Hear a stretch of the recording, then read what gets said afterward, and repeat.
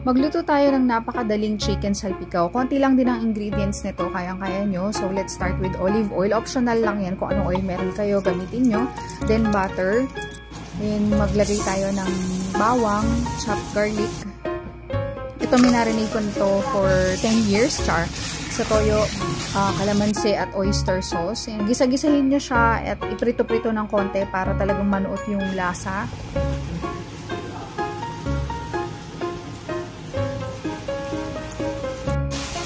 Then, ilagay na natin yung mushroom.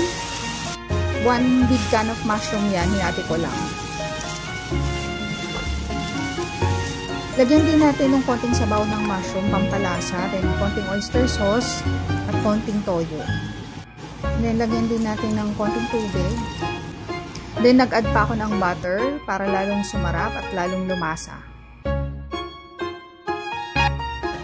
Then, pepper. Yan. Takpan natin for 5 to 10 minutes. Let it simmer. Then, yan na. Luto na, diba? Super easy. Then, lagyan lang natin siya ng kalamuti. Ayan yung baked bawang. Then, naglagay din ako ng chili garlic para mas masarap. Then, meron tayong pa-side dish. Mixed vegetables. Lagyan nyo na lang ng salt, pepper.